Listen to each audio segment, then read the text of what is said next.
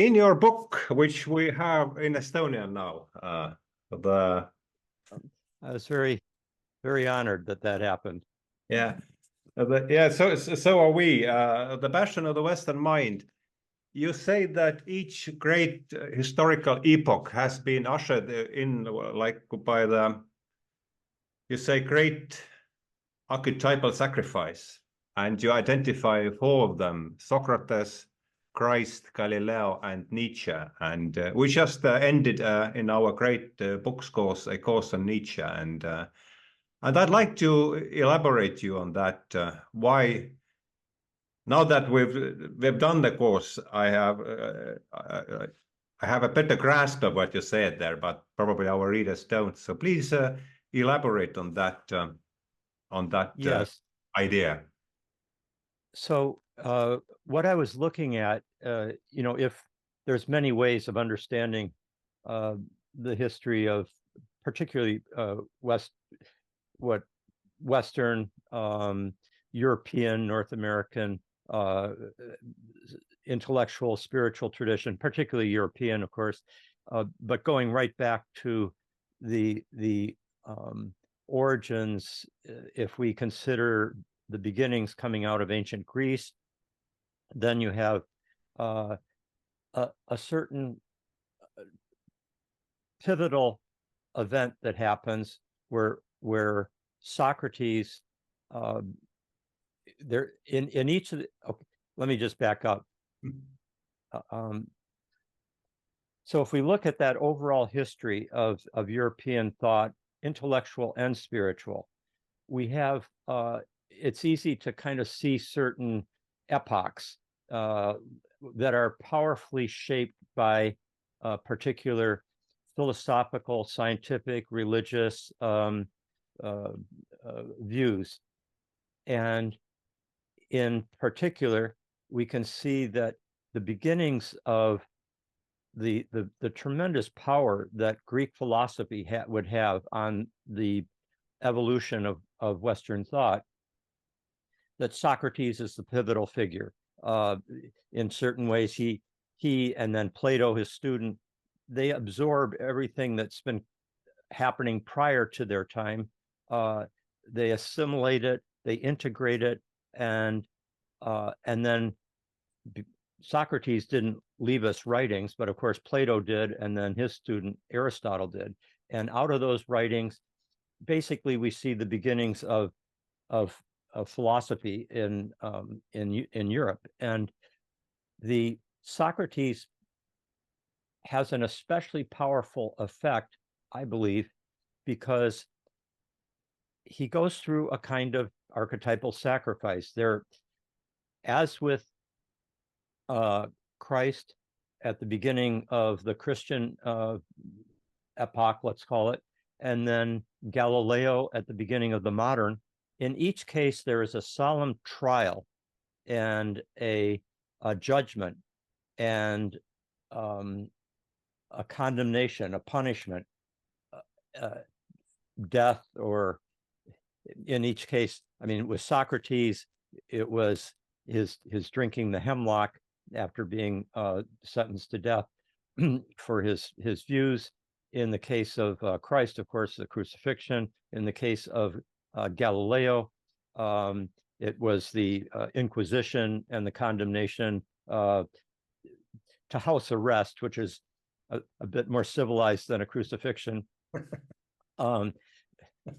In some ways, there's been a moral development.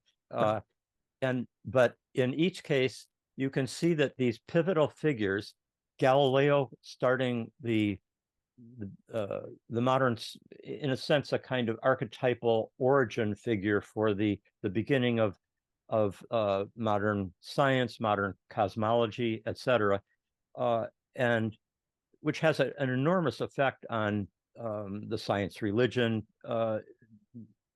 relative strength of religion or science in the culture, in defining the worldview, etc. And it often seems in our own lives that there is it seems like there often has to be some kind of a sacrifice, a loss,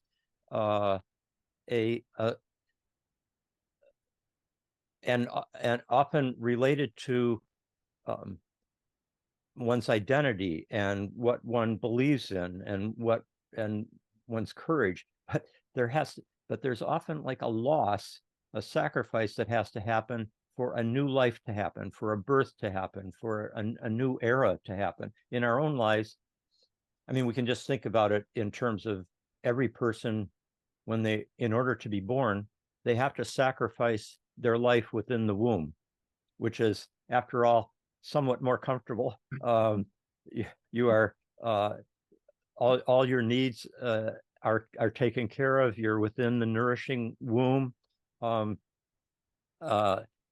You're living this kind of aquatic, organismic environment, life, and then suddenly you're expelled from that, partly because of who you've become. There's been a development, there's been an evolution. One is now too evolved, too large for the womb, and it's time to exit. But it's also a loss. It's a sacrifice. In a sense, it's a death of a whole way of being, of a whole old identity. So in each of these cases, there's been this kind of archetypal sacrifice, and you can see it in the, history is very much shaped by our mythic images, and particularly in, well, across the world, but certainly in the Western tradition, there is a great focus on pivotal individuals who go through a great sacrifice and heroically bring forth, at great loss to themselves, they bring forth something new for the ensuing centuries. And these three figures always are looked back to as, precisely because of their moral courage and their vision of a new worldview, a new way of understanding the human being, the divine, the cosmos, etc. There is they go through this great heroic sacrifice, and then the birth that comes in their wake. And in the case of Nietzsche, it's a different situation, but there are certain parallels. Nietzsche, here I'm seeing him as a pivotal figure in giving birth to what we might now look at as the postmodern era.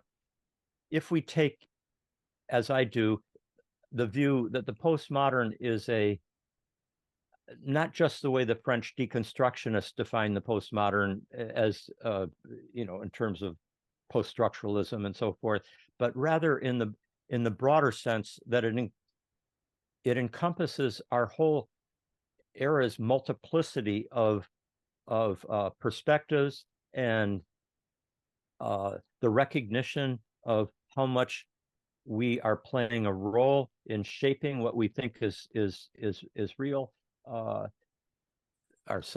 subjective factors, so the pluralism, the indeterminacy, the challenge to the modern kind of reductionist or modern rationalism, let's call it, and the challenge to Christianity, etc. Even the challenge to Socrates.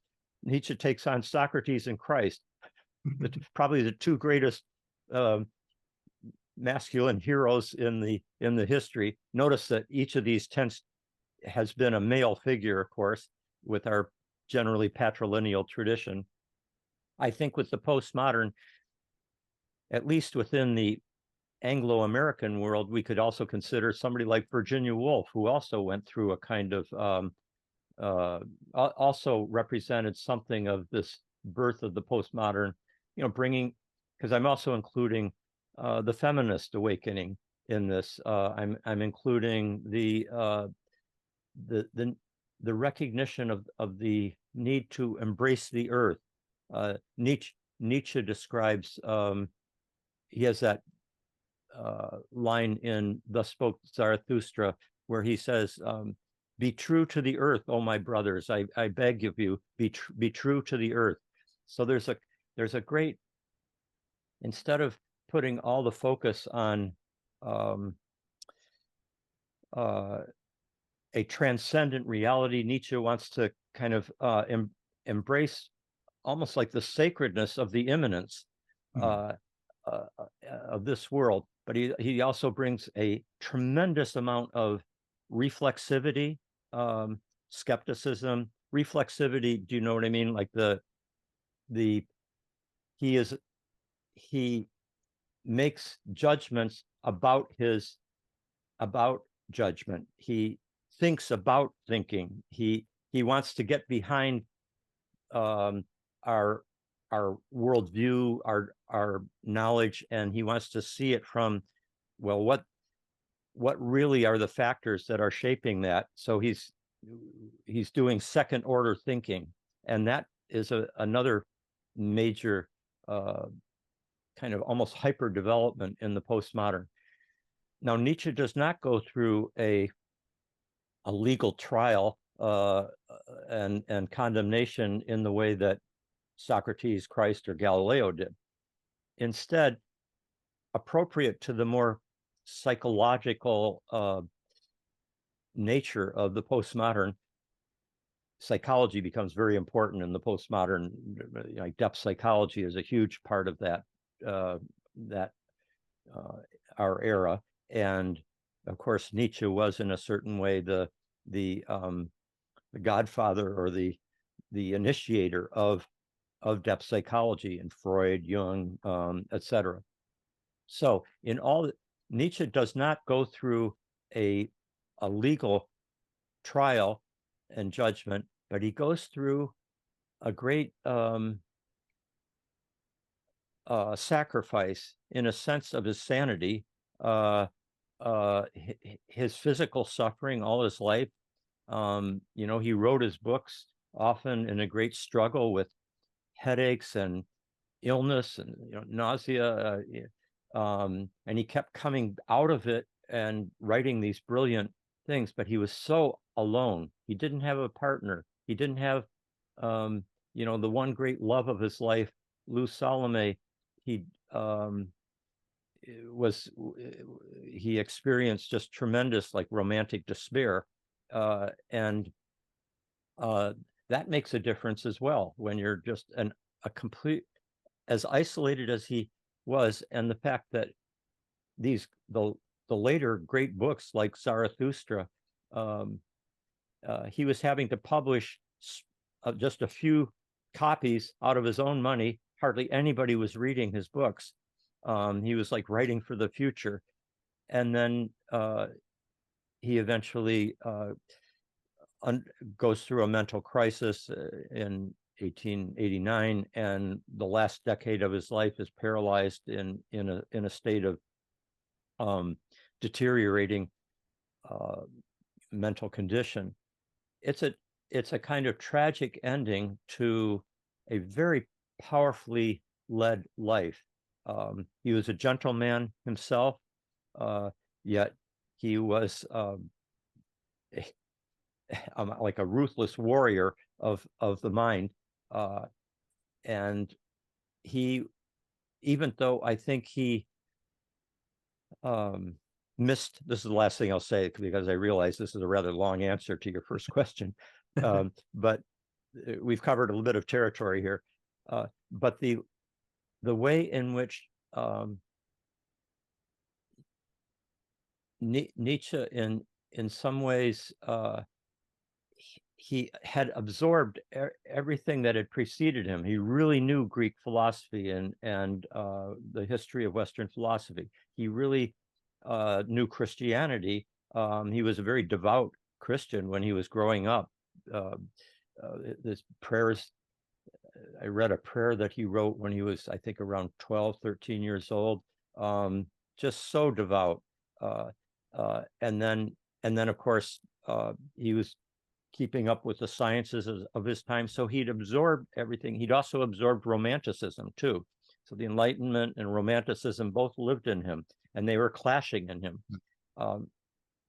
And so I see him as basically having gone through in his solitude, in his suffering, in his courage, which was really heroic. And even though he, I think, much of his thinking and had distortions or problems, or there are things he didn't see that it would have been helpful for him to see. On the other hand, he climbed up very high up the mountain, or you could say he climbed very deep down into the abyss, into the depths, and faced them. And he came back with treasures for us. And there's, I think that's why, for example, Thus Spoke Zarathustra has probably been one of the single most influential books on 20th century, serious 20th century European thinkers as any other book, and Nietzsche's thought in general. But so that was my general. I'm trying to describe how these kind of archetypal sacrifices by certain key figures initiate an entire new era, and I see that as a pattern that we experience in our own lives. I gave the example of birth, but in many other forms as well. So I hope that clarifies what I was trying to get at. Yeah, absolutely. And we just, through Nietzsche, reached the term of depth psychology already was brought into play. And in your guest lecture on James Hillman, you very nicely charted the territory of the depth psychology and of the Cartesian and the Cartesian psychology. And you personally knew and two leading lights of the depth psychology of the contemporary depth psychology, James Hillman and Stanislav Grof. And as you know, the theme of this paper is the wisdom of the stars. And each of these pivotal figures of depth psychology had they paid attention to the wisdom of the stars, both each of them in its particular way. Could you please compare Hillman's and Grof's approaches to this?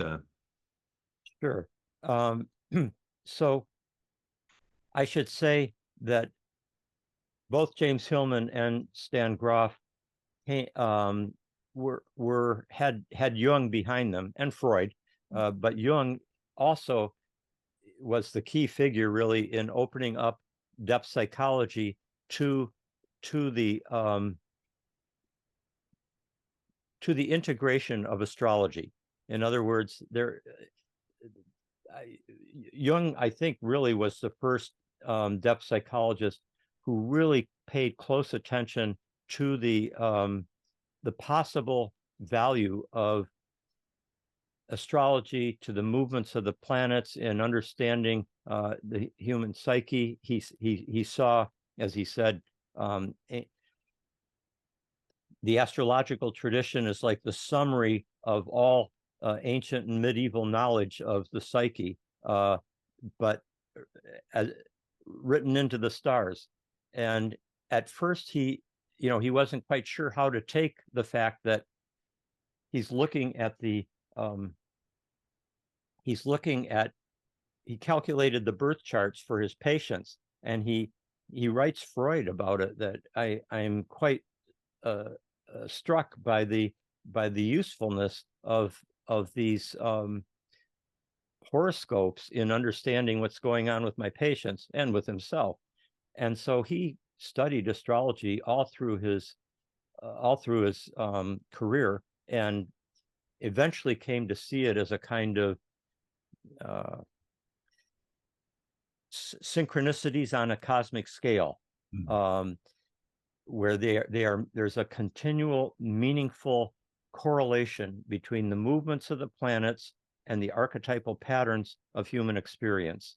And so he was really the key figure in opening up depth psychology to get beyond just seeing the human psyche as locked within our cranium, but as Jung said, the psyche is not in us, we are in psyche. It's bigger than us. And these powerful archetypal forces and essences, or gods and goddesses, as you might want to call them, they transcend human consciousness, even as they inform human consciousness.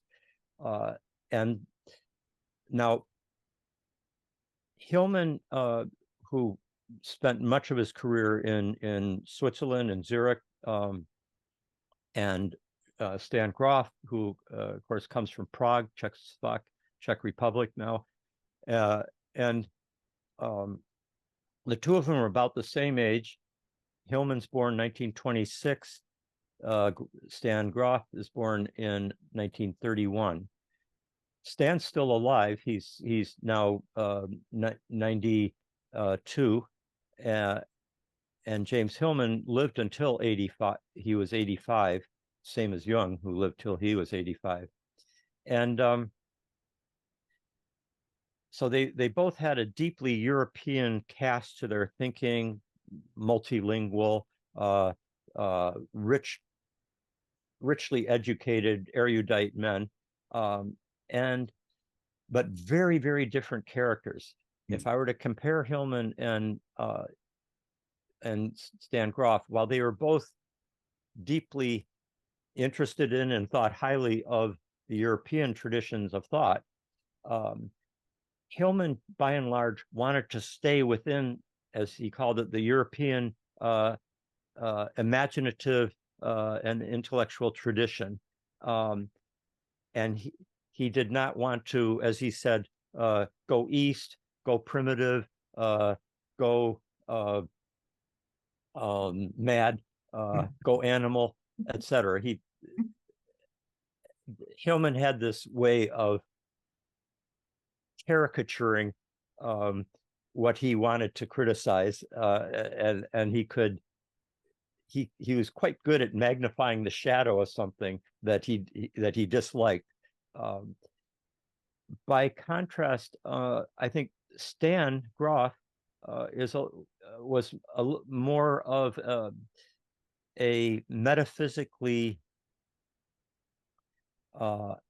embracing person who had greater ease in, first of all, recognizing the value of the mystical traditions coming from Asia, like Hinduism, Buddhism, Taoism, and also the mystical traditions of Europe as well, of the Western, and also of shamanic traditions and primal rites of passage, the use of psychedelics, of sacred medicines, of powerful vision plants and LSD, etc. That what Hillman did not want to go to the transcendent. He saw that as a kind of escape from the depths of soul, where he saw that's where the richness of life is. And I think it's characteristic of many geniuses to be blind in certain areas in order to see more clearly other areas that had not been seen so clearly before. And I think, Hillman was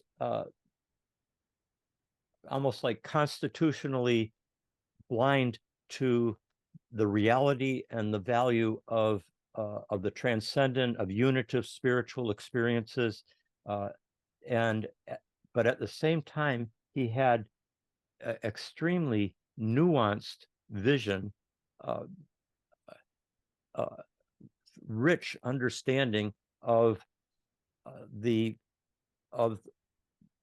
that which is like the multiplicity of the human soul as it is informed by the different archetypal powers and images and so forth.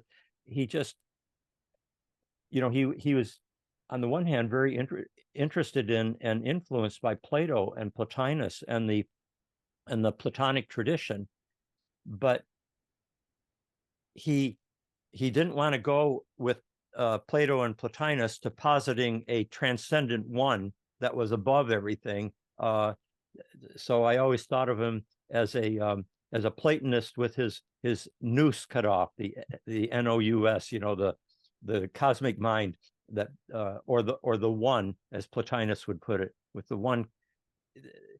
He wanted the full. He wanted the depths. He didn't want the heights, and he opposed those. By contrast, Stan Grof felt that the way to the heights was often through the depths. And he had a very profound, he was more interested in helping patients go through deep, often painful reliving of traumatic material from their early life, reliving their birth, the whole perinatal dimension of the unconscious that he unpacked and articulated. He was quite unafraid of the shadow side of existence, of tragedy, of suffering, etc. And we have to, keep in mind that here's somebody who, whose country was invaded by the Nazis, and he lived through the Nazi occupation, World War II, the Russian coming in, and then the imposition of Soviet communism on Czechoslovakia, an experience that you Estonians are very familiar with. So his patients, many of Grof's patients, were people who had undergone profound suffering at the hands of the Nazis, and in various kind of imprisoning situations. And so they had a lot to be working on when they went into their depths. But because Grof was using such a powerful method of psychotherapy, first with LSD, and then with the wider range of psychoactive or psychedelic substances, he had a method that allowed for it catalyzed the unconscious, while Freud was more paying attention to, he was able to bring up the unconscious first through hypnotism and then through free association. And that's how he did the investigation of what was going on under the surface. Jung brought in another level. Of course, both of them are paying attention to dreams tremendously, both Freud and Jung. But then Jung brings in this added idea of the active imagination. When Grof comes, he's got those tools available to him, but he finds that the psychedelics are much more powerful in mediating experiences of great healing potential. And he also recognizes how he is coming into a way of healing, practices of healing, and practices of spirituality as well, that way long preceded him, long preceded depth psychology, and go back to what used to be called primitive cultures, but which we now recognize had great wisdom in their practices. And so he was able to embrace all that. Hillman's tendency was not so much healing. I think he didn't see healing as something that happened that easily or that was a very proper goal. He didn't like goals. He wanted to let the free play of the deep imagination come forth, and he wanted to always pay attention to he saw that as part of the part of this kind of narrow tendency by the modern Western ego, kind of like he would call it the monotheistic self, or the monotheistic ego, the heroic ego, kind of a combination of Descartes, Cartesian rationalism, and Christian monotheism, or Judeo-Christian monotheism, and those were his enemies. And so goals, I think in his own life, he experienced a kind of, he didn't, this is on a personal note, but having been friends with both these men, I can say I like both very much. And Stan, I continue to be close to. He's still alive. He lives in Germany now, but we have weekly conversations. But with James Hillman, I think that healing, he certainly went through some kind of healing during his years working within the Jungian world there in Zurich, because, as he said, I arrived as a as a neurotic in 1953 there, and kind of overwhelmed by Jung's imposing presence, etc. In fact, excuse me. In fact, he said, after a couple of therapy sessions with Jung, where they're sitting, as he put it, knees to knees, looking at each other, and Jung was so large a man compared to Hillman, and confident and imposing a figure, that James said, I felt like his sun was going to burn up my moon, consume me. And he decided to not continue therapy with Jung, but instead to go to some other another analyst that Jung had trained, as being a little easier for him to deal with. So anyway, while I think Hillman definitely went through psychologically transformational experiences in his life and healings, but his emphasis was, I don't think he experienced, he wasn't, the way Stan was working with psychotics and neurotics and people who were, institutionalized, and he was trying to, where psychological healing was the topmost goal, the value. While with Hillman, I think what was of highest value to him was the richness of an imaginative engagement with life. He said it's more important to study great literature, great poetry, great films,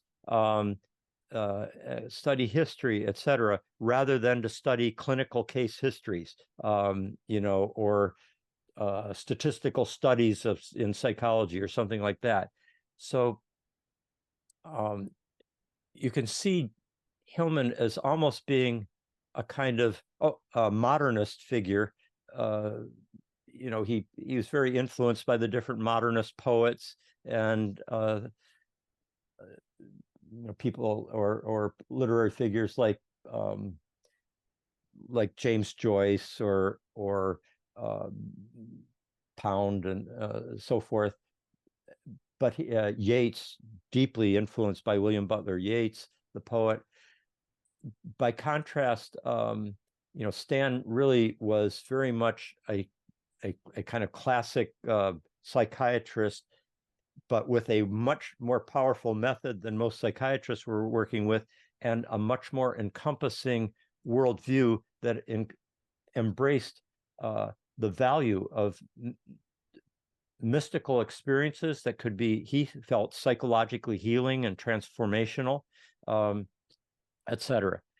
There was one other comparison I was going to make between the two. Oh yes, in terms of their writing, Hillman was a master of the English language.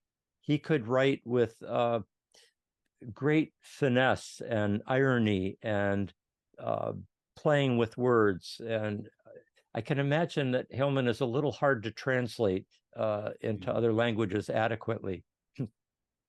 Now, Stan, by contrast, English is not his mother tongue. Of course, it was Czech. And so he gets Czech, German, the Slavic languages, and then English. And so, but he comes to the United States when in his mid-30s, and was able to escape the communists in 67. Then in 1968, the tanks came into Prague, and that was the end of the Prague Spring, and he was not able to go back without being forced to stay there. So he stayed in the United States, came to California. I left Harvard in 1972, and then the next year is when Stan Grof came to California to Esalen Institute, and I came there just a few months later and met him, and we began our work together there. But Stan, writing in English, he was a very competent writer, very articulate. He could speak many languages articulately, but there's something about, if English is your third language, you don't wield it with the same finesse and nuance and irony, capacity for allusion to other past English literature, etc., the way that Hillman could. So Stan wrote in a more workmanlike way to convey in an as clear an exposition of his ideas as possible. Hillman was a stylist. He was probably the best stylist in psychology. Freud was a very good stylist, and William James certainly was in English, but Hillman brought a whole nother level of literary sophistication to his language, and that makes him hard to understand for some readers. So one other kind of humorous fact about Stan in English is that he told me once that he had a German translator that he liked so much that he thought that his own books, Stan's books in German, read better than what he wrote in English because of the excellence of the German translation. I'm not in a position to judge that. Okay, now the last step is to discuss how they both looked at astrology and the differences between the two, the wisdom of the stars, as you put it. With Stan Grof, basically the two of us about the same time, really it was exactly at the same time, in around 1975 and 76, we were living at Esalen Institute, which is a center where many ideas, ancient and modern and postmodern, are taught, discussed, explored. Different practices of all kinds, mystical, esoteric, could be yoga, could be Gestalt therapy, could be quantum physics, etc. So many different things were studied there, but there was a great openness to, in a sense, respectfully exploring ideas and practices that were taboo in the mainstream academic world. And so Stan and I, by that point, also, if you've done a fair amount of work with psychedelics, serious explorations, you've had your mind opened up to a larger universe, a larger worldview than if one is more imprisoned within ordinary consciousness all the time and haven't imagined a larger worldview, ordinary modern consciousness that can be pretty reductionist. So and yet astrology was the last thing that we would explore, because as I have later called it, it's like the gold standard of superstition.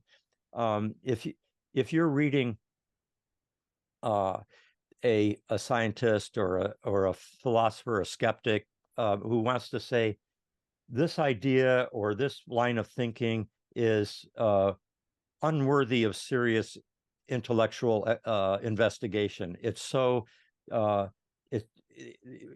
it's worthy only of scorn, then they would compare it to, it's no better than astrology, because astrology is the gold standard. It's of superstition, and that comes for there's many, I think, plausible reasons for that. Astrology, first of all, with the Copernican revolution, you've got the Earth is now moving. You're not in a geocentric universe anymore. You recognize that those 12 signs of the zodiac don't really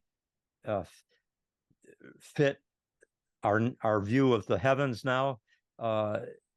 And then comes the discovery of new planets like Uranus and Neptune and Pluto in the 18th, 19th century, 20th century. These, and then the fact that astrology, the best minds of Europe stopped working within astrology starting in the around the late 1600s. After 1700, it was more and more rare. It had been taught in the universities in Europe, even at Oxford, up until about 1680s or 90s. But of course, it had been central to the medieval universities, and of course, it was central to the ancients as well. But modernity had negated astrology as a superstition from the past.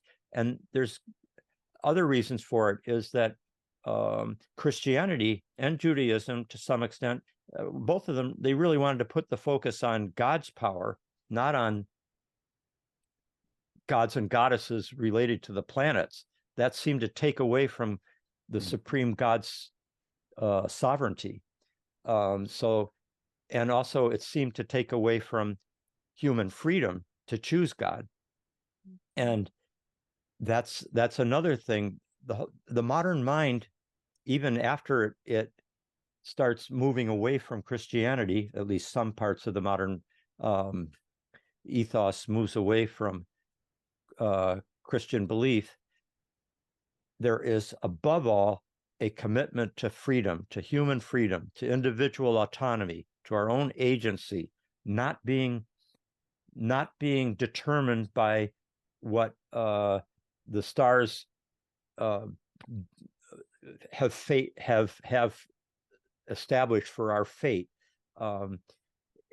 And so this new focus on agency and on autonomy of the human subject that comes with modernity is connected to a disenchantment of the cosmos, making it into a world of objects in which the human being is a subject. And we have consciousness, we humans have intelligence, sense of purpose, meaning, value. But for the mainstream modern mind, the rest of the cosmos is seen as unconscious, without intrinsic purpose, without intrinsic meanings, and values are just human subjective categories. They're not connected to the universe itself. And so astrology completely undermines, or we could say astrology is refuted by this conviction, modern conviction. Instead, astrology posits a universe in which what Jung would call the collective unconscious, or the archetypal psyche, is embedded in the cosmos itself, that there is something like an anima mundi, a soul of the world, and that the human being participates in that anima mundi. It does not own it. It's not just in here. We are autonomous but embedded participants, co-creatively enacting the larger archetypal energies that live within the cosmos, so that cosmic evolution is working through the human being, and the human being is a participant in it. And so from that point of view, astrology actually can be very healing, in the sense that it breaks us out of the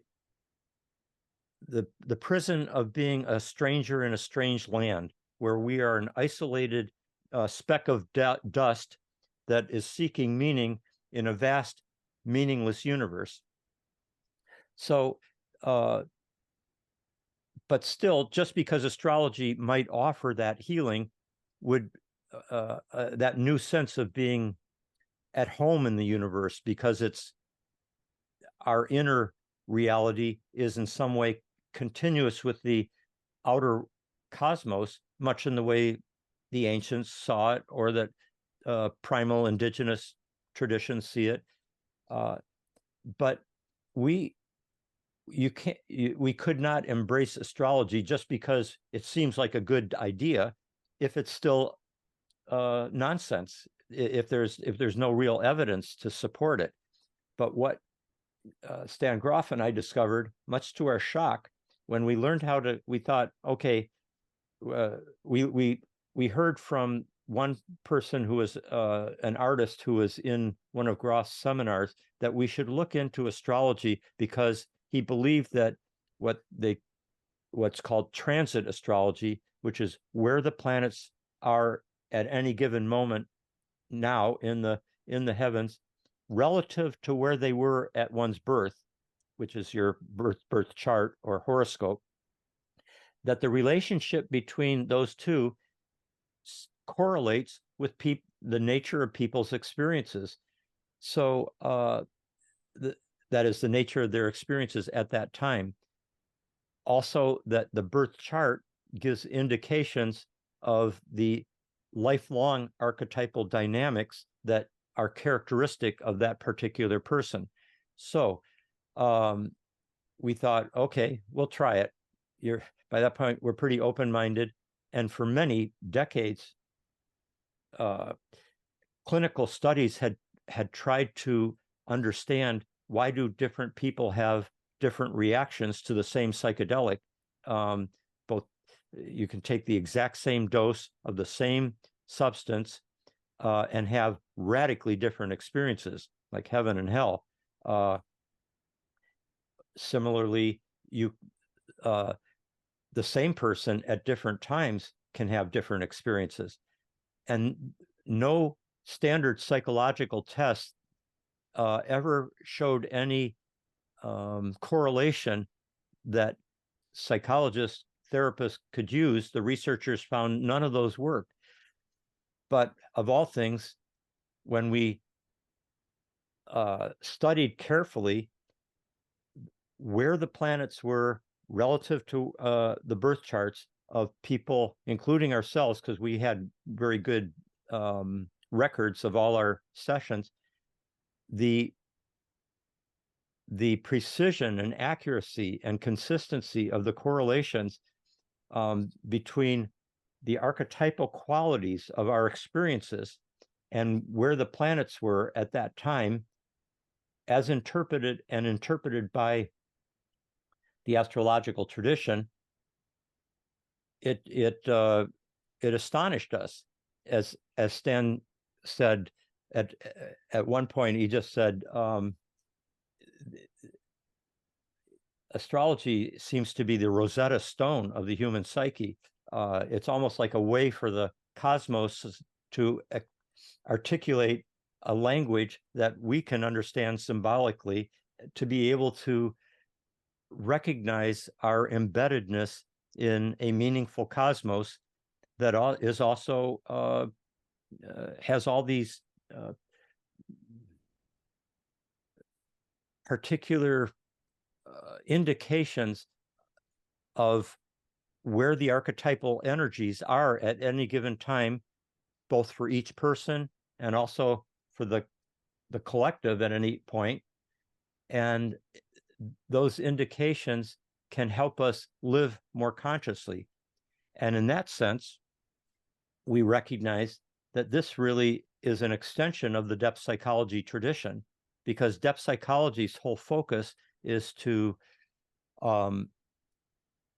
make the unconscious more conscious, so that we live with greater integration in our lives, more wholeness.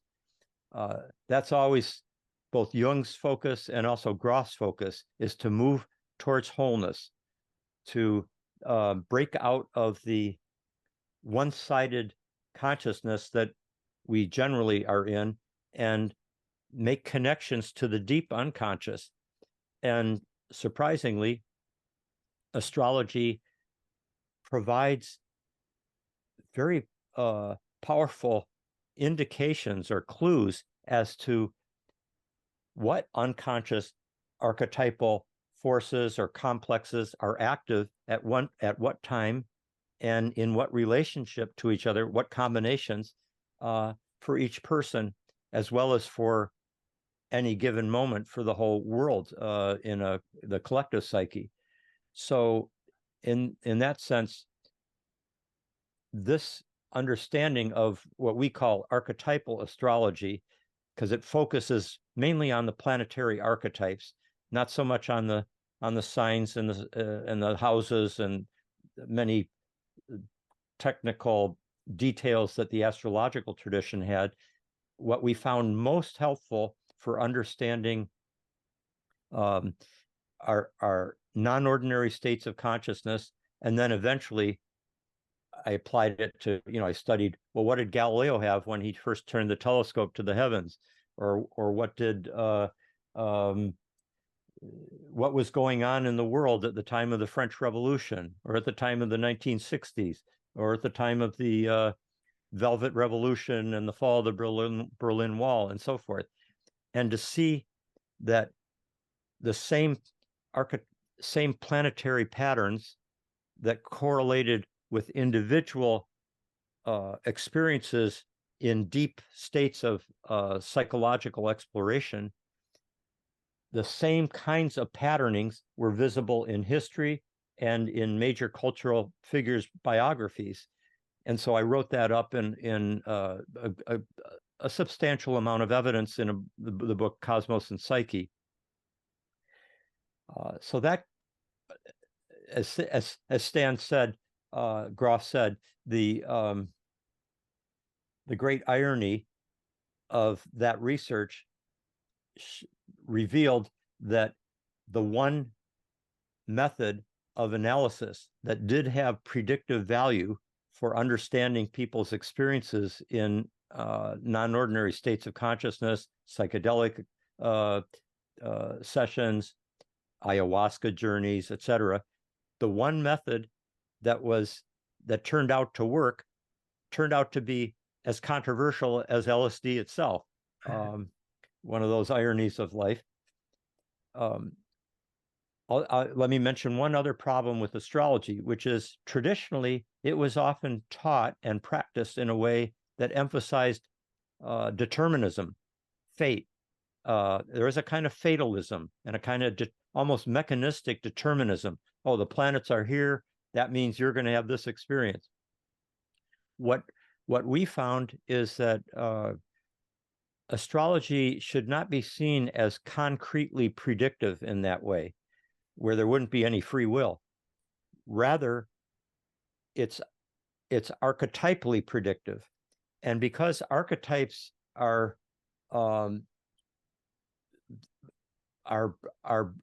broad, multivalent powers that can be enacted in multiple ways. Some, like more life-enhancing ways or more destructive ways, more profound ways or shallow ways, and still being faithfully reflective of that archetype. But both light and shadow is in every archetype. Masculine and feminine is in every archetype. So there's a kind of rainbow spectrum of possibilities within each archetypal complex, and that opens up the possibility of human freedom, of agency, and of our responsibility to be more conscious of what's impelling us from our depths, and to choose to enact a more creative, a more life-enhancing form of that archetypal complex, rather than keeping it in the unconscious, where it can often be more destructive that way, because it's acting, we're more like a puppet of those energies. And especially in the last couple hundred years, we're puppets with very powerful technological resources and potential for destructive results. And so unconsciousness could be a very big problem. So that's another point I wanted to make about this form of understanding astrology. It's not fatalistic or deterministic. We don't think that the planets act like with electromagnetic radiation coming down and forcing us to be certain ways. Rather, it's a synchronistic whole in which, as Plotinus says, everything breathes together. All things are interconnected. And so there's what I think you asked me, how did Hillman differ on that from Stan? What I've described so far is kind of what Stan Grof and I came to. Now Hillman started studying astrology, as he put it, in the closet there in Zurich in the 1950s. Many of the prominent Jungians were not talking about astrology then, though Jung was. And Jung said he was using astrology with virtually all his patients in the later years of his life, because he found it so useful for pinpointing the archetypal dynamics that were operative at any given point. So Hillman was drawn to it. But by the way, Jung's daughter became an astrologer herself, Gret Baumann-Jung. She wrote a paper called, or I guess she gave a lecture that was then later published as a paper in the Spring Journal of Archetypal Psychology and Jungian Thought, that James Hillman was editing in the 1970s and early 80s. I think it's in the 1975 journal, Spring Journal of Archetypal Psychology, where Jung's daughter did an analysis of Jung's chart, of her father's chart. Quite interesting. And she used to give readings, astrological readings, to kind of graduating Jungian analysts that were studying in Zurich. It was almost like a part of their rite of passage was to get a reading with Jung's daughter. Okay, so that's around at the time that Hillman is studying it in Zurich. But Hillman was very much against taking anything too literally, and he saw astrology as being most valuable because it gave us a language and a frame of reference that enhanced our imaginative capacities to understand the psyche. But he, for many years, tended to resist the idea that the planets were that we should connect it to the actual heavens up there, he more saw it as a kind of imaginative vocabulary that one could use. However, he paid close attention to his own birth chart, and his son became an astrologer, Lawrence Hillman, and is a practicing professional astrologer to this day. And also, he became more and more open to the serious engagement with astrology. He came and spoke at I had a big conference called The Return of Soul to the Cosmos in 1997, and both Hillman and Groff presented at that, along with physicists and psychologists or other astrologers and so forth. I was here in San Francisco, and he told me that whenever his family came over, he'd have their charts out and be looking at their transits and so forth. So I think he became more and more recognizing of its actual value, but he was so James had a kind of skeptical postmodern quality to his thinking, and so there was a little distancing at the same time, and the emphasis was to the end was, I think, much more on imaginative discernment, but not taking it in the same way that Groff and I found it so concretely helpful for illuminating history, illuminating the deep psyche, etc. So those are a few differences. Oh, one last thing. Hillman also, if you think that the cosmos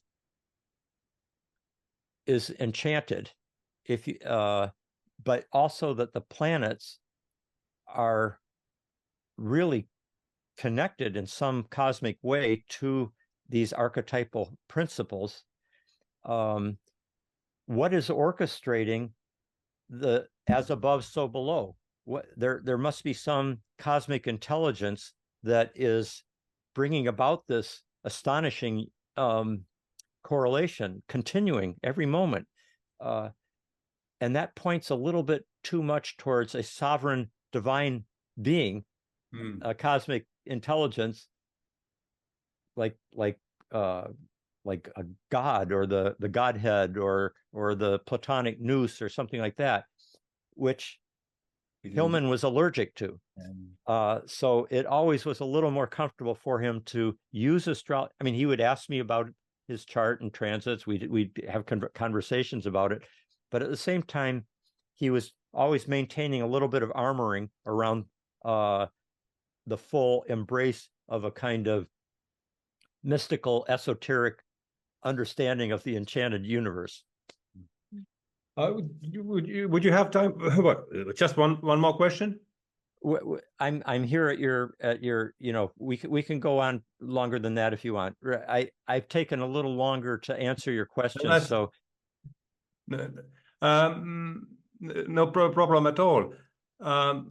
Thank you for that. But there is one name that I found from your lectures that I listened avidly last week. Evert Cousins and his idea of the second axial age, that I found most fascinating. And could you please elaborate on who was Evert Cousins? What's the idea of the second axial age, and yes, how it relates to this whole thing, to what has been said yes, or talked the day before? So Ewart Cousins was a professor of philosophy and religion at Fordham University, and he was both a friend and colleague of Thomas Berry, and it was in their conversations. It's a little hard to know. I think the idea of a second axial age came from both of them in their conversations, but it was Ewart Cousins who articulated it, published about it particularly in this one book.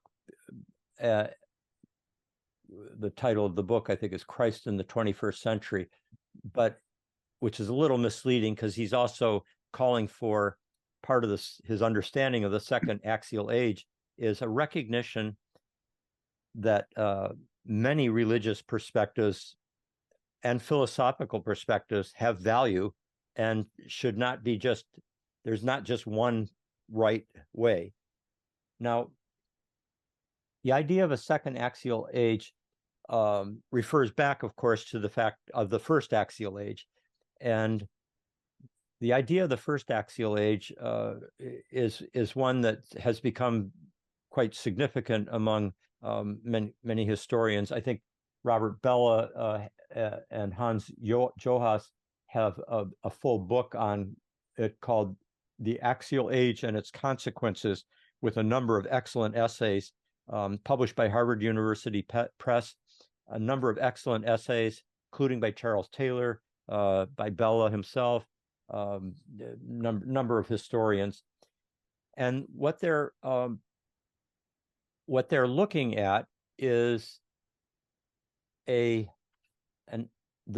fact that in the first millennium BCE, first millennium before Christ, there was in several of the major world civilizations, particularly in Greece, in Israel, in China, and in India, there was a kind of revolution of thought where certain key individuals brought in a disclosure or a revelation of a higher transcendent reality that that transcended this world utterly. It was beyond. Prior to that, in the archaic civilizations like ancient Egypt, Mesopotamia, the Aztecs, etc., prior to the axial age, the cosmos was and its divine ordering also connected to the society and its social political hierarchy, so that the king, the pharaoh, was seen as semi-divine or the son of God or divine in some way at the top of the pyramid, and had a special relationship to the celestial deities, etc. By contrast, when Socrates comes along, or the Hebrew prophets, or the Greek philosophers from Pythagoras and Thales on, in China, it's the Confucius and Lao Tzu. In India, it's the Buddha, and right across the spectrum here, there was this sudden revelation that beyond whoever is in political power, there is a higher sacred dimension and more powerful being where the highest value existed. And that's where, as in Plato's terms, archetypal justice, the idea of the good or of justice or of beauty, existed in this transcendent dimension of being, and everything in this world participates in it. But in this new situation of the axial era, you could have a prophet say to the king, look, just because you say this is good doesn't make it good. I'm in direct contact with a higher dimension of being. I know the King of Kings, and that's where goodness exists. And we can now judge whether the relative worth of what you say is good by this higher value. So there was a kind of democratization of spiritual authority, where suddenly the prophet in Israel, the philosopher in Greece, the sage in China, and the mystic in India had this special connection to the divine, rather than the political social powers of the warrior king or pharaoh or whoever, that the emperor. Moreover, the philosopher, the prophet, etc., didn't have to be coming from the aristocracy. It didn't have to be coming from royalty. Anybody could have access to the divine. So it kind of opens up the possibility of this high spiritual dignity to every person. Now, there were still plenty of mortgages to the past, as Eric Vogelin put it, so that, for example, God tended to be imaged as a male. There's plenty of male-female hierarchy still in the axial religions, and other things like that. But and God was still seen as like the king, or using archaic political imagery to provide a personal image of what the Godhead was, or the sovereign divinity. Okay, now what the second axial era represents, and a number of us have been developing it since that point, but Ewart Cousins and Thomas Berry offered this idea that we now seem to be at the cusp of a new era where, well, what happened with the first axial era was that certain cultural religious streams were born, whether you look at it as Judaism and Christianity, or Buddhism, Greek philosophy, etc., Taoism. In each case, they developed their own lineage and their own religious perspective, their own cosmological perspective, and so forth. And they're kind of isolated from each other, and there's a certain estrangement very often between the religions over the centuries. And in the second axial era, one of the key features, as Ewart Cousins and Thomas Berry imagined it, is that we recognize that each of these religious and philosophical and even scientific perspectives has their own value that every other one can learn from, and that there's more of a ecumenical dialogue that permits a larger enrichment of our understanding than if you're only taking your truth from this one religious tradition and everything else is wrong or inferior or demonized, etc. So that's one thing, is that after the first axial era's differentiation in these different directions, there now can be a commingling and mutual enrichment. But they also brought in the key idea that the tremendous focus on the transcendent unity that looms above ontologically, spiritually, etc., looms above the immanent world. There was a kind of dualism that came through the axial era, which on the one hand helped us be more capable of, for example, inside our own psyche, we could say, oh, just because my body is telling me I'm so angry at this person, I need to hit them, you reach a kind of higher part of yourself, and you assess whether this is the right thing to do, and then you are self-governing. So that dualism has its place. It can give us greater reflexivity, greater agency.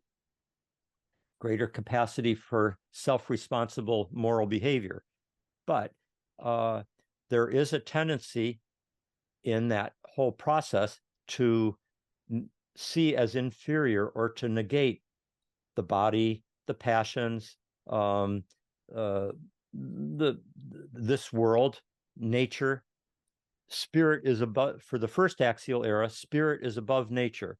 God is above the world he created. And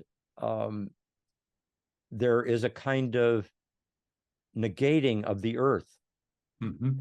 And as the second axial era is emerging, the idea there is that there is a new vertical dimension. I mentioned the horizontal dimension of the ecumenical religions coming into dialogue and respectful interplay, but there's also a vertical dimension where the sacred reconnects to the immanent world, to the depths, to the body, like sacred sexuality, to the like a god of green things rather than just something in the heavens. That it's an embrace of the sacredness of the earth. You can see it with ideas about Gaia, for example, or sacred ecology movements and vision quests, etc. And in that process, there's also a recovery of the dignity and wisdom of indigenous traditional cultures who had that sense of the sacredness of the earth and the immanent world. In addition, and they did not discuss that, Thomas Berry or Ewart Cousins, but as a number of us have been developing this idea of the second axial era, the vertical dimension also goes upwards to recover the sacredness of the heavens, the archetypal astrological universe, the anima mundi that the entire cosmos is informed by, and to recognize that that this, technically in philosophy, this is called panentheism, where the entire universe is seen as being divine, at the same time not negating a transcendent divinity, but that is acting within the immanent world, and that there's more of a recursive interplay between transcendent and immanent, etc.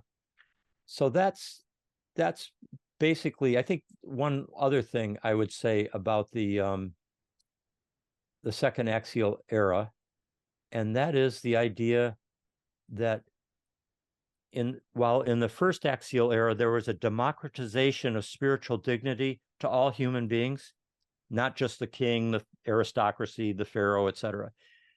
But in the second axial era, there is a democratization of spiritual dignity to all beings, not just the human. And that's a big leap, because in the first axial era, the focus was much more on the human being's relationship to the divine. Man was made in the image of God, that kind of like the biblical idea that yes, God created the entire world, but the human being has a special relationship to God and is elevated way above. And or in Greek philosophy, it's the human being, the rational human being, who is participating in the divine mind, and so the philosopher is the one who is closest to God. But in this shift within the second axial era, the idea would be that to recognize the sacredness and spiritual dignity of every being, every animal and plant and tree and the heavens and the earth, etc. And it's in that sense, it's a kind of you can see it as a kind of spiral dialectic that is unfolded from the primal origins through the archaic civilizations, then the axial breakthrough in the first millennium BCE, then the medieval era, particularly very powerful, influential era in Europe, really gave birth to modernity. You don't have the modern if you don't come out through the medieval, which really it helps shape the modern. And then finally, there is the opening up of both the postmodern era, which kind of deconstructs everything that's preceded, but also is bringing in the possibility of a much richer recovery and embrace of everything that has preceded, so that we can live in a more wise and holistic way, rather than cut off as fragmented or alienated individuals at the vanguard of all reality, but we're kind of isolated and we think we're the smartest things in the universe, etc. And obviously that strategy has resulted in some fairly problematic global circumstances that we're now facing. So it seems like the Nietzsche's "be true to the earth" is like could be a good motive. That's could right. be a good motive for this. That's right. Piece. So it's one of his. Basically. That's right. It's one of his prophetic moments, I think. Yeah. Kaia, would you like to ask something for the very end? Yeah, I've been sitting in silence here. I'm coming back to this astrology and to your book, Cosmos and Psyche. As you know, that this astrology is as a red flag for skeptics. We've experienced that. We've experienced that. And also, as you mentioned, that astrology has been outside of mainstream, that how come or from where you have you get courage to launch his book? Well, on the one hand, the evidence was so powerful and massive that I felt, and also useful, that I felt it would be persuasive for some people. I knew I wouldn't reach everybody. You kind of you really have to have an opening of the heart as well as the mind to take in the possibility of an enchanted cosmos. It's not just an intellectual conclusion. It's something that you have to bring your whole being into. Do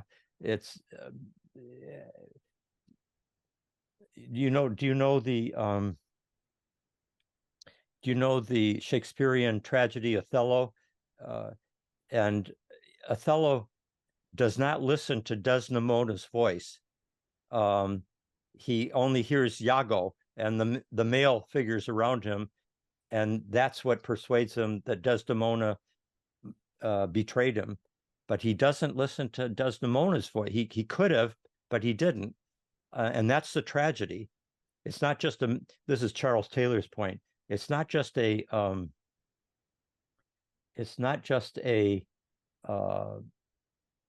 unfortunate series of events that Shakespeare's Othello is describing, that the play is describing. It's a tragedy because there was a moral decision made by Othello for a number of reasons, and he didn't listen to the one voice that could have corrected and stopped the tragedy from happening. And in a sense, Desdemona's voice is the voice of the larger range of epistemological channels that we have available to us. Epistemologies of the heart, our capacity to approach nature in a more Goethean way, with Goethe's kind of sense of a participatory engagement with the world, rather than objectifying distance from the world that we're studying, which he felt wouldn't really give us the deeper understanding. So there's a kind of, the modern mind, especially the skeptic, has a kind of armoring around them, and that armoring can be, in a way, the way it came about is quite understandable, because you had to build up certain strengths to be able to withstand, to be able to think for yourself. You had to question everything, to be able to see, well, what's really going on here? You had to bring in a critical intelligence, but one can also get locked into a kind of armored skepticism, and one's whole identity gets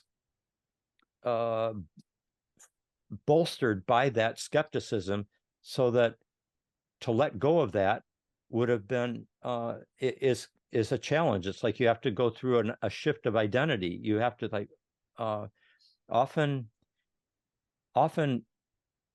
I have found that people turn to astrology when they're in crisis, when their old ways of working weren't enough, their old ways of living, and they needed, same reason you go into therapy, you needed the insight, and then that opens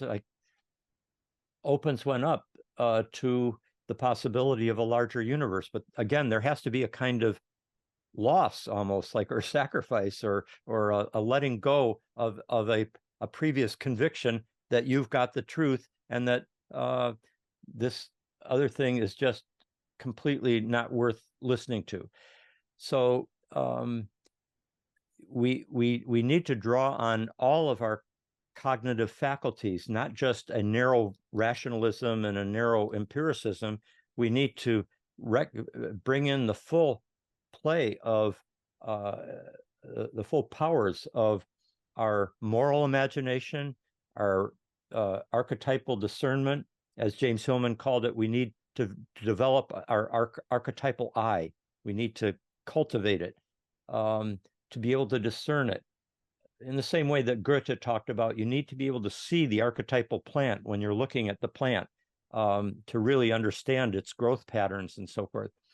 And so, and to be also to be tuned into the way one's current skeptical reductionist viewpoint might in fact be the result of a complex, of a particularly powerful way of structuring your perceptions and what you're allowing in as being truth.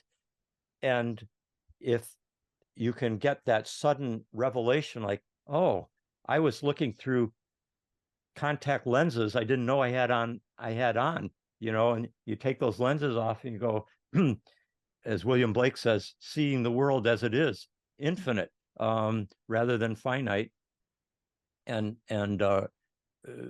reducible to mere physicalistic, mechanistic explanation. So as to where the courage, as you put it, I think I was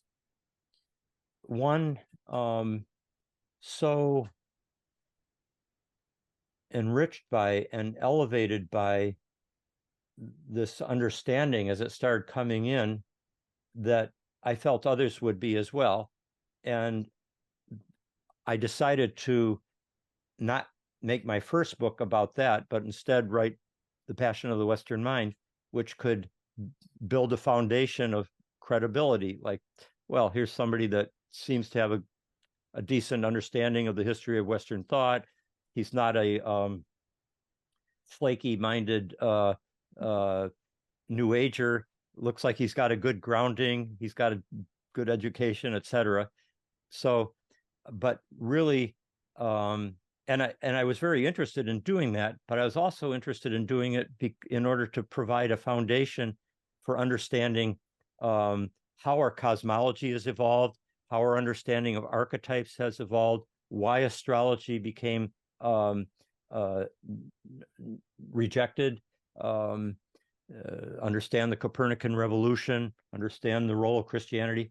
That was all important to do, but also as a preparation to be able to understand the evidence and then to connect it to depth psychology, to psychoanalysis, Jungian psychology, Hillman's archetypal psychology, Stan Groff's transpersonal psychology, etc.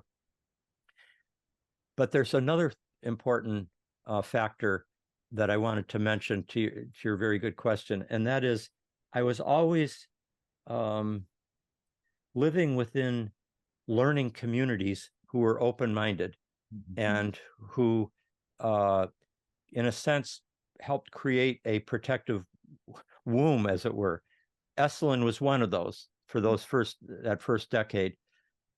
Then I left there, went on my own with my little family and wrote these books. But I also then became a professor after Passion of the Western Mind came out. And so for the last 30 years, I have been teaching many courses with Stan Groff and then many on my own as well, where we have had, I started a graduate program, both master's degrees and PhDs at the California Institute of Integral Studies. And the program or department was called Philosophy, Cosmology, and Consciousness. And Stan Groff and I taught in it. Brian Swim, who's a mathematical cosmologist, taught in it. Many others, Charlene Spretnak, and Sean Kelly, Matt Siegel, now Whiteheadian. Now my daughter is actually a professor in that as well. And hundreds of students who came into that program and had no interest in astrology. They just wanted to they liked philosophy, cosmology, consciousness as something they wanted to study. But they would take the courses that Stan Groff and I would teach, and it would open up their minds. They'd find out how to calculate their charts. They would track their transits, and it became a kind of lingua franca of the continuing learning community, quite central to its understanding and its life. Lingua franca, or you could say lingua australis. And so in that sense, I never felt like I was completely alone.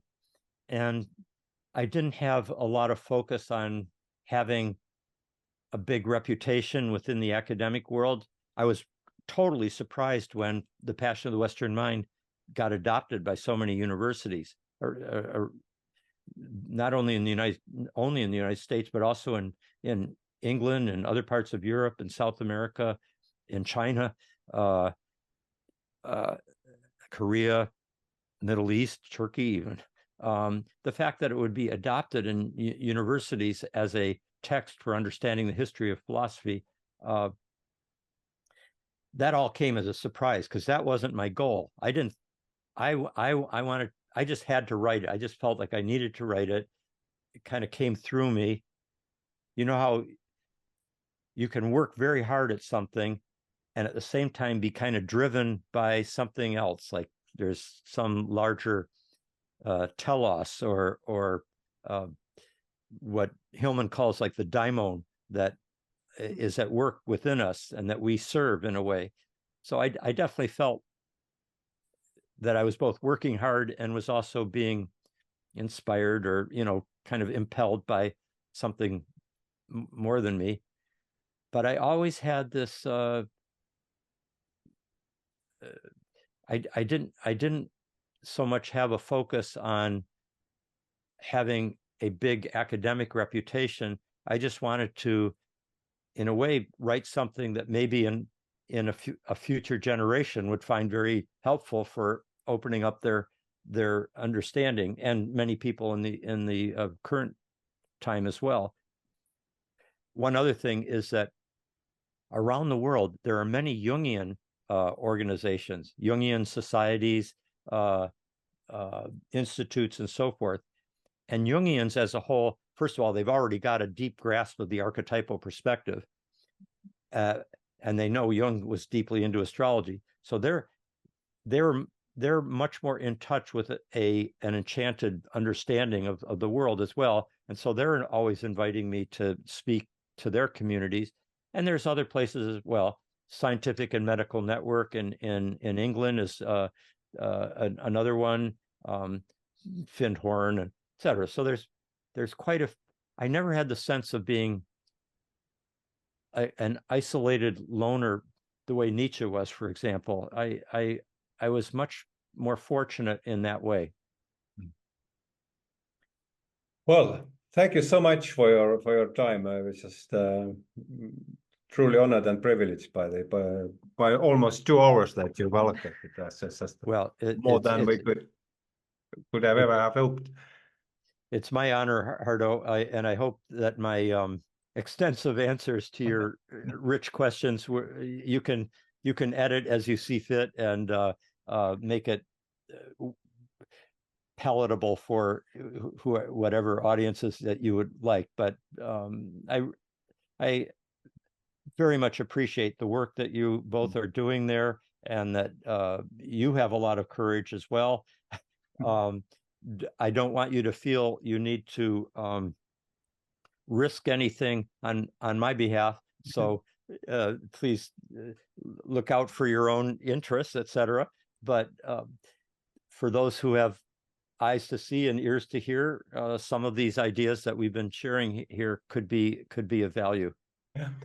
I do feel that this is going to be our most consequential issue so far because of that's just I told you the story with the astrologist who just broke all our records in January. Yeah, just consequential and controversial. Consequential and controversial. Just 2 minor things. Reading Cosmos and Psyche, what book? I mean, when I started to read it, I just completely lacked any kind of prior knowledge of astrology. What book would you recommend that would help understand, in terms of vocabulary, in terms of basic concepts? What book would be most helpful in understanding? I think in a way we're still waiting for an ideal book, but some of the ones that would be helpful. Robert Hand, Hand. Okay. He has a book called Horoscope Symbols. Horoscope Symbols. Okay. That is the book that he wrote that is probably written with the most a kind of fine intelligence that I think you would appreciate. Many astrology books are very popular. That's why I asked. Really, not really worth reading.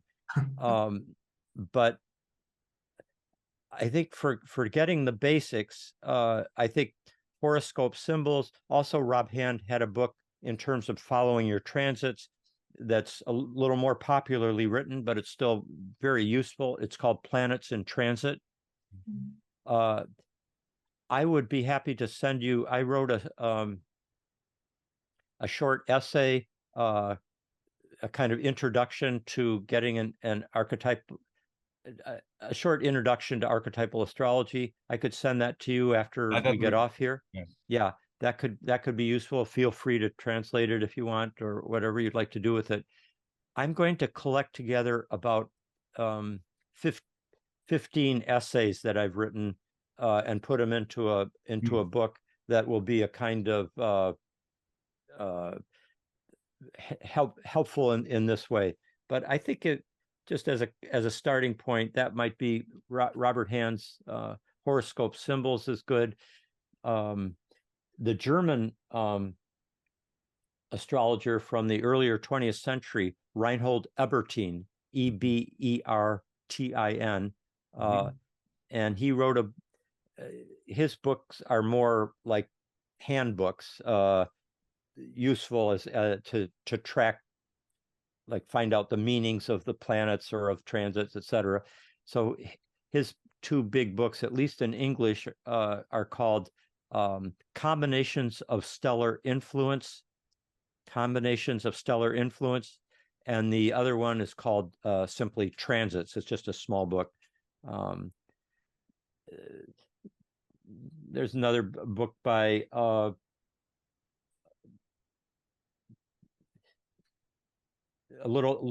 there's a book from the 1970s by a man named Stephen Arroyo, Arroyo, Stephen Arroyo, and it's called Astrology, Karma, and Transformation, which is intelligently written, and you might find useful as well. I think if you took in those, that would be a good start. Good start.